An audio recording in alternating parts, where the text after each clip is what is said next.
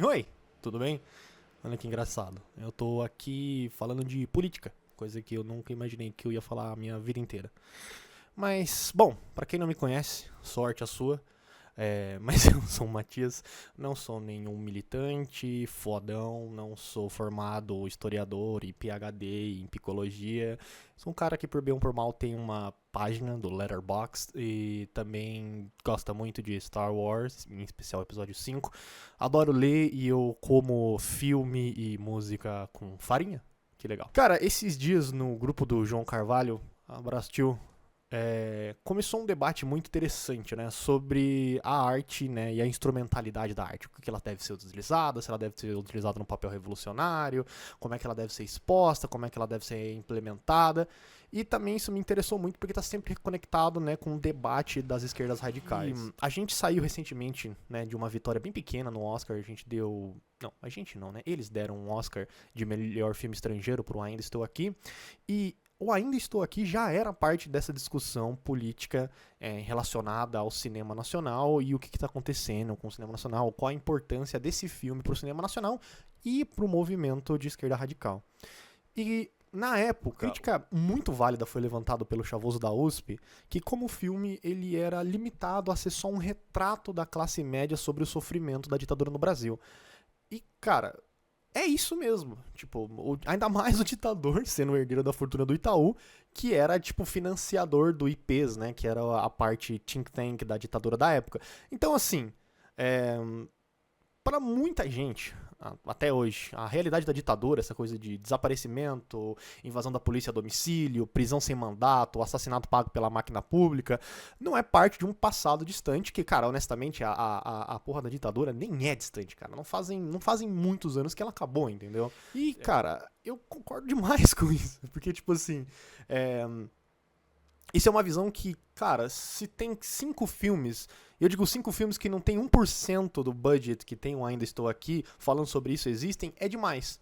Só que o momento que eu discordo do Chavoso é esse, a crítica é de cima de uma obra de arte, com que ele espero que seja e não pelo que ela é. Essa história diretamente vista do ponto de vista de uma pessoa real, contando um caso real, onde o seu pai é morto e sua família tem que se construir a partir dos pedaços deixados para trás.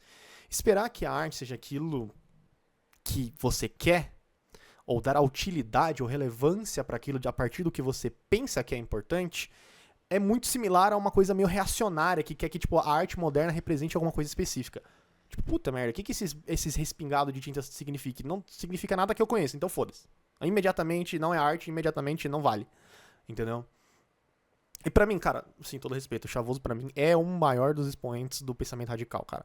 E eu entendo a crítica dele, ainda mais por ser um filme que foi, de novo, bancado por um herdeiro bilionário ligado à repressão da ditadura, que jamais tocaria na realidade do trabalhador comum.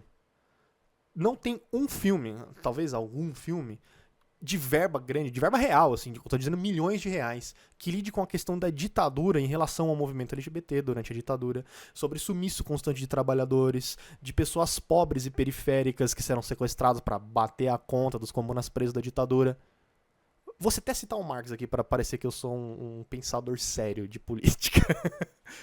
Né, eu tenho que pagar, tem que valer a pena os R$ 50 que eu paguei no livro dele. Mas assim, Marx já disse que as ideias da classe dominante são, em todas as épocas, as ideias dominantes. Então, se a classe detém um meio de produção material, ela também vai deter o controle de um meio de produção mental e do que tipo de produção mental vai chegar no resto das classes, certo? E a gente vê um exemplo muito claro de Tropa de Elite, que, cara, até hoje é um filme, assim, um completo interrogação dentro da política, sabe? Porque a gente vê ele e outros filmes que estão falando de violência e repressão policial no Brasil, no final tenta pintar o policial como, putz, cara, um cara que é herói, mas ele não sabe que ele é herói, ou um cara que é torturado pelo fato dele ser herói. Ah, ele é um cara que tá sendo completamente, ele tá ficando louco com as coisas que ele faz, mas ele é justo. Em todo momento ele é justo, ele é incorruptível, ele tá fazendo a coisa certa, mas ele tá se achando errado e as outras pessoas estão falando que ele é errado. E aí, cara, quando a gente chega no Tropa de Elite 2, meio que a justiça é feita por meio institucional. Tem uma CPI onde as pessoas são presas por serem citadas nessa CPI. O que aconteceu, né? Mas, cara, hoje em dia não acontece mais, cara. É uma mentirada do caramba, sabe? Hoje em dia a CPI é pra fazer espetáculo comum, como já disse o nosso querido pensador Luigi. Política hoje é uma questão performática mais do que uma questão de instituição, ou seja lá o que for. E assim, controle da narrativa vai estar sempre na mão do autor, e a narrativa do autor é o reflexo da sua realidade. Não existe como você dividir isso. Se a gente for proposto a criar um animal novo, ele vai ser algo completamente original. Uma espécie alienígena, um tom azul, muito provavelmente ele vai ser uma mistura de animais que a gente conhece e uma criatura só. Orelha de coelho, ele vai ter focinho de whatever, ele vai ter bico de pato, ele vai ser uma mistura das coisas que existem. Porque a gente é um reflexo da nossa educação e da nossa convivência. E, cara, quer dizer que não tem nada a se tirar dessa arte ou de arte porque não está conectado a uma visão política ou ideológica? É claro que não, tá ligado? Por isso que o trabalho da crítica é tão importante, porque você vai ver visões diferentes das mesmas obras ou de obras diferentes, né? O que me leva ao querido Ian Neves e as críticas às distopias, né? Esse vídeo foi ressuscitado pelo Eribaldo Maia, eu vi o vídeo, eu não concordo com a forma que ele meio que construiu a crítica, pegando cada micro expressão do Ian, mas eu também tenho as minhas críticas, tá? E antes de mais nada, cringe é você. Tô brincando. É só a opinião do cara. Tô brincando. Começar na parte que eu concordo com o Ian, as ditos... Nossa, mano, que palavra difícil. As distopias se tornaram um assunto muito popular, a ponto de, tipo, se tornar popular demais, ainda mais nesse circuito de jovem adulto, né? E, cara, devido a essa constante forma que as pessoas vão adaptando a ideia de distopia pra digerir, ficar cada vez mais fácil, a gente começa a ver que, tipo assim, a ideia de uma distopia ser uma forma de crítica à realidade começa a ficar meio... não concisa, meio esquisita, né? Se a gente vai ver, tipo, algumas obras meio palmores, tipo Divergente, que é tipo assim, putz, os fascistas do parkour são tretados com os fascistas do escritório de marketing. E aí eles vão tentar dar golpe nos outros fascistas. E aí meio que fica, tipo, uma crítica que todo mundo é tipo, pô, mano, é meio pai a galera ser fascista, né? E não tem nuance, não tem nada que você tá falando ali. Tipo, por que caralhos isso acontece? Foda-se. Tá ligado? Fascismo é paia. Mas sim, fascismo é paia, eu concordo, mas poxa, pelo amor de Deus, né? E aí a gente também, o Ian fala, né, durante a entrevista, que não tem muita materialidade dentro da distopia, né? É um idealismo, blá blá blá, etc. Está no mundo todo? Essas distopias costumam construir mundos imaginários, tal qual utopias, mas que são mundos imaginários que se sustentam em nada. Sim. Então, o governo do 1984, do Grande Irmão, ele não tem materialidade. E sim, eu também fico muito puto quando eu compro um livro de ficção científica e tem ficção no meu livro, sabe? Brincadeira. Mas concordo, é sobre 1984 e a existência desse governo totalitário que existe por si só, onde, cara, parece que ele só existe pra oprimir e ser imperialista, sabe? Não tem nada acontecendo ali dentro, não tem desenvolvimento econômico, não tem necessidade de controle por questões econômicas, não, sabe? Tipo... é só maldade por maldade, sabe? Isso é uma coisa que faz com que essa literatura do George Orwell, pra mim, seja sempre chata pra caramba, sabe? Porque são críticas meio difusas e rasas sobre uma questão que ele nem entende. E aí isso acaba sendo vendido como uma história, e isso eu acho realmente paia. E é esse o trabalho do crítico, do sociólogo, do agitador, de alertar que esse tipo de coisa é só um faux pas, sabe? Isso é um bagulho que foi inventado pro pessoal não entender a real distância, o real tamanho, o real escopo de uma situação. O que o Ian também comenta é que as pessoas seguem o governo porque as coisas sempre foram assim. E é uma vontade abstrata e que não tem materialidade prática. Sim. E de que todo mundo segue porque é assim que as coisas são. O negócio... Aí as distopias acabam tendo críticas que não são críticas porque não tem substância. E assim, aí vai entrar as minhas discordâncias, porque, tipo, não é bem... A realidade do Estado burguês e do papel da burguesia não é controlar o Estado por lobby para fazer com que as pessoas aceitem que sempre foi assim, né? Não é por isso que a gente tem toda uma criação de um projeto de coaching, de psicologia, de sucesso, etc., que faz com que a pessoa aceite a situação da sociedade para que ela, como um indivíduo, meio que aprenda a conviver de forma real, sabe? Mas as distopias... Nossa, distopias, puta merda.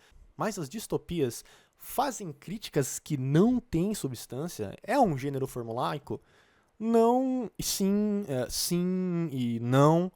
Porque sempre que a gente fala sobre idealismo dentro da política, em especial nos constantes embates entre comunismo e liberalismo e a versão neo do liberalismo, a gente sempre vê liberal puxando o debate para vamos imaginar, como fez o nosso querido campeão de debates, o engenheiro Léo, vamos imaginar que no futuro a gente divide o Brasil em dois. No momento em que isso está conectado com a realidade, faz total e completo sentido apontar isso como uma falha de discurso, já que você está baseando uma discussão de realidade com coisas reais numa forma extrapolada da sociedade, né? Você está extrapolando o que pode acontecer, sem nenhuma conexão com o mundo real e sem nenhum materialismo. Nunca vai haver o Brasil dividido em dois na realidade e, cara, não vai haver nenhum tipo de... é um estado que só tem vagabundo e um estado que só tem trabalhador, sabe? Na atmosfera da ficção, cara, a gente já entra numa validade total, porque é arte, cara. A arte pode ser feita de qualquer forma. E as críticas são construídas daí, né? Eu digo, as críticas na ficção... As críticas à sociedade na ficção são construídas a partir daí. Isso. Mas em grande parte da ficção distópica contemporânea, ainda mais de escritores que se posicionam um pouco mais à esquerda, é sempre construída através de uma extrapolação da realidade, só que para criticar coisas que são realidade. Tem sempre um semblante da realidade material ali. Ainda mais quando a gente tá falando da questão macro, né, da sociedade inteira. Não tem como você fazer uma obra que não ressoa com as pessoas. E isso é uma coisa engraçada, porque eu fiz recentemente um clube de livro pra gente ler Fundação do Asimov, e muita gente falou que, tipo, tô com dificuldade de ler, tá muito difícil, é uma leitura difícil. E aí eu fui perguntar exatamente o porquê. É porque as pessoas não tinham com o que comparar, sabe? Pô, mas essa sociedade vive de uma maneira completamente diferente da minha. Como é que eu vou... Entendeu? Porque aí já entra naquela parte de ficção especulativa, já é outra coisa. Eu não vou entrar em detalhes, foda-se. E aí a gente vai ter que entender a distopia, tá? A palavra distopia como uma história que se extrapola à realidade pra criticar o mundo atual. Isso é muito importante, tá? A distopia, ela não é só uma história sobre um futuro... Ela é uma história para criticar algo na atualidade. E aí, essa coisa pode acontecer, ou existir ou não. Pode ter, no caso do 1984, o governo soviético vivia num Comintern onde ninguém podia falar nada, senão virava história. Foda-se, não aconteceu isso, entendeu? E whatever. Entendeu? Então, mas pode, tá ligado? Isso não faz o negócio ser menos ou mais arte. Faz ser ruim ou não, mas aí whatever. E Cyberpunk, não o gênero, tá? A obra que começa nos RPGs, lá do Mike Pondsmith. Os governos institucionais, eles dão lugar a umas corporações gigantescas que têm poder nuclear, tá? Então, empresas, tipo a Shell é privada? Eu imagino que seja. Não, lógico que é, né? A Shell, ela tem mísseis nucleares e ela pode usar força e violência pra levar os interesses dela pra frente, tá? Os governos ainda existem, mas eles só funcionam como uma forma de legitimizar o uso da propriedade privada pra fazer qualquer coisa em todos os segmentos da sociedade, tá? Essa é uma crítica sem substância? Se a gente for ver a situação agora dos Estados Unidos, onde um grupo de gente relacionado à indústria de tecnologia tá chegando a um nível de poder altíssimo, isso obtém substância, certo? No Duna, cara, o cara que escreveu Duna, ele não é de esquerda, cara, nem um pouco, assim. Eu acho que ele era até meio anticomunista, porque eu acho que ele era republicano.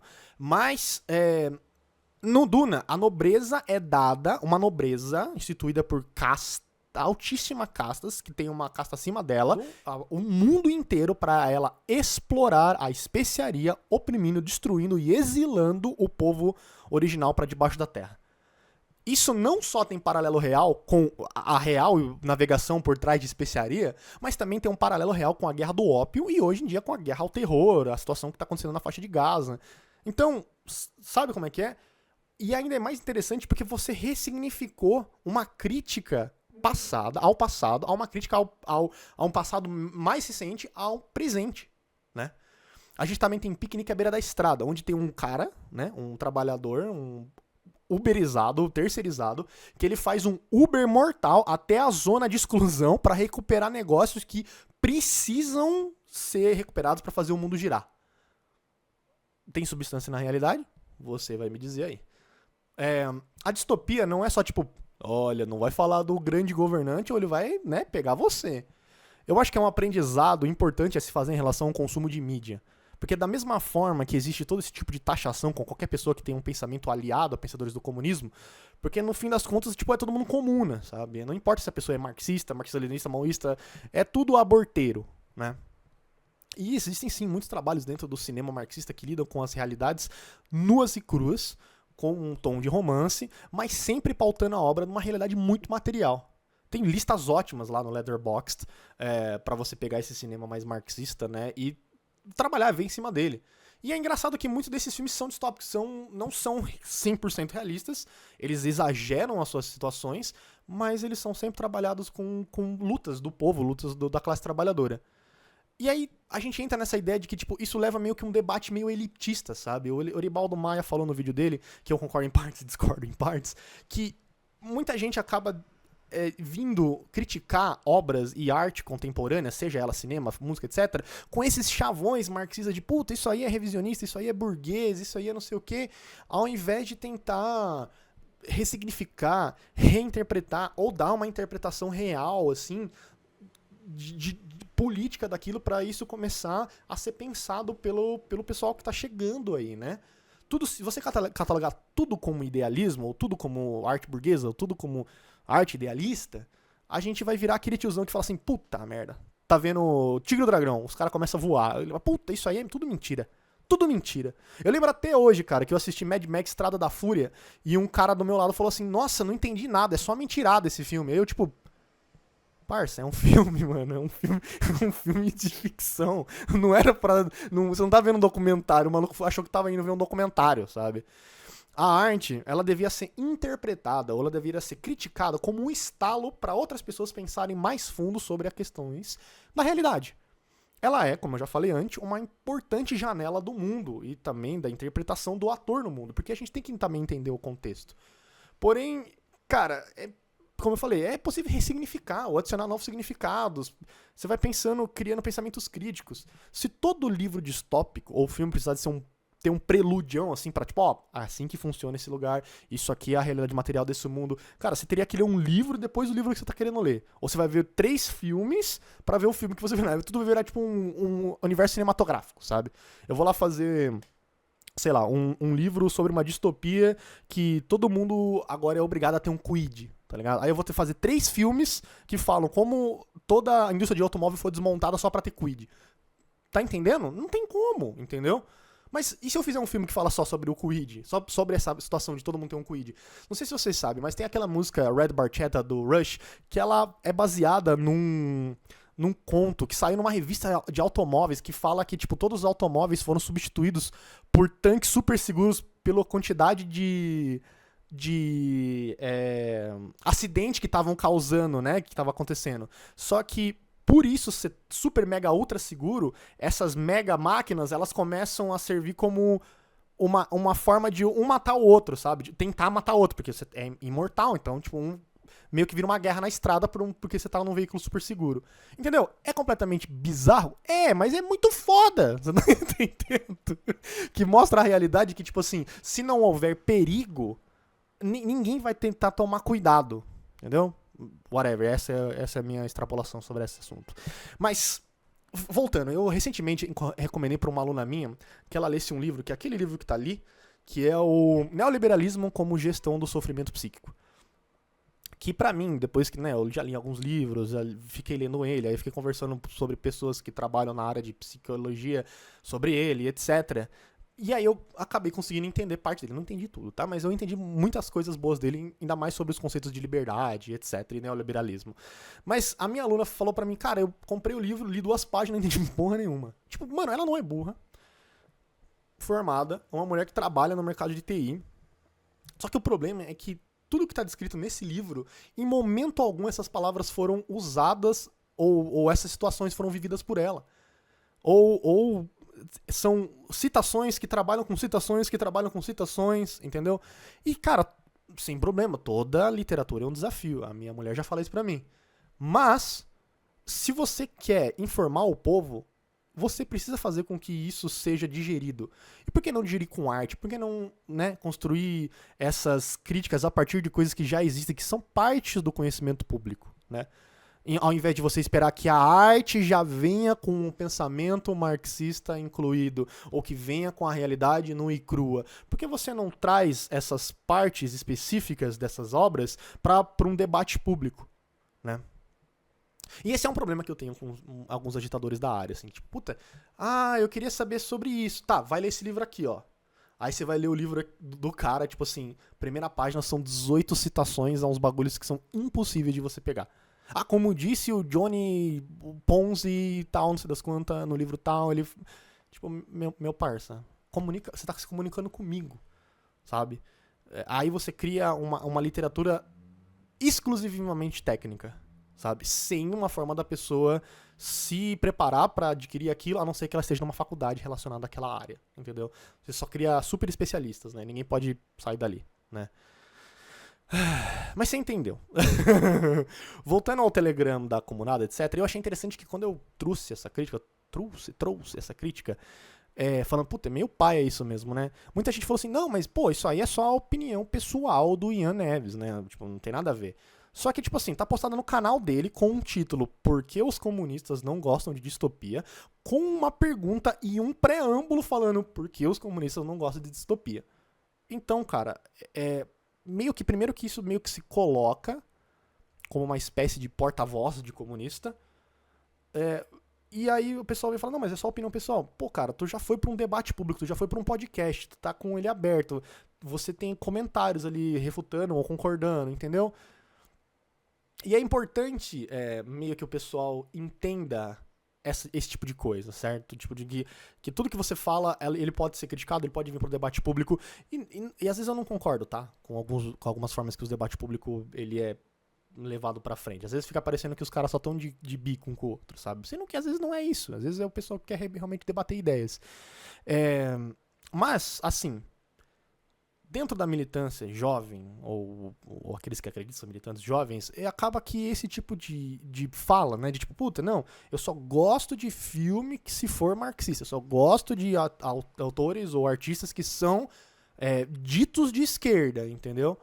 E eu já ouvi muito isso sendo repetido a esmo, assim, tipo, não, mas esse cara aí esse cara aí é liberal, esse cara aí não, sabe?